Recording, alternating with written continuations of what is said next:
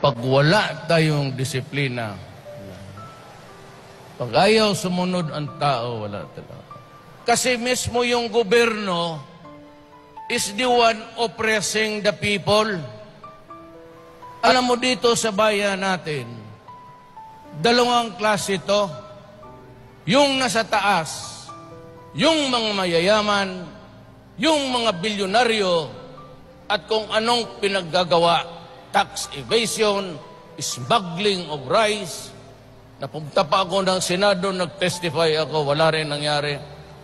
Lahat, yung mga transaksyon, mga kaibigan, binibigay, hausyaw lahat yan. Pero bilyon ang nawawala, naghirap pa rin ang tao.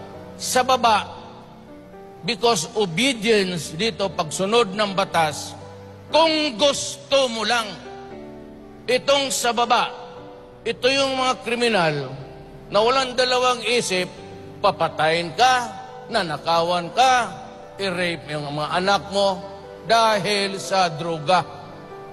It is really driven by drugs, shabu. At maraming beses na ako nagpadayag sa Pilipinas, I am not normally a person who would call the president. But I remember there was a time, kasagsagan yung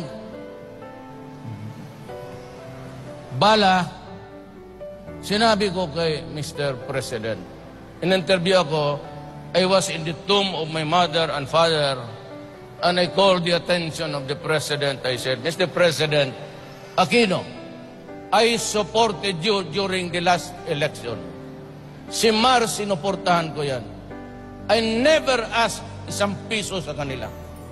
Sabi ko, Mr. President, when you won the presidency, you never saw me in Malacanang, not even my shadow. Wala akong hiningi sa inyo ni isang basket na project. But this time, I have to talk to you publicly because it is government which is oppressing the people. Pagbaba mo pa lang dyan sa airport, yung himulbulan ang sa Bisaya, yung badok na buhusan mo na mainit na tubig, hinihimulbulan na dyan. Ang kaya nilang kunin yung mga bagay-bagay ng mga mahirap, yung mga OFW at yung ordinaryong tao.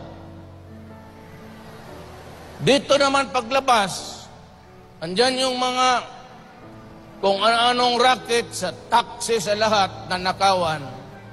At yung iba naman pagbiyahe, papuntang Pampanga, Bulacan, Luzon, pag napara niyan, yung kargo, yung biyahera, nawawala na lang. It is the solemn duty of government to provide security to the people.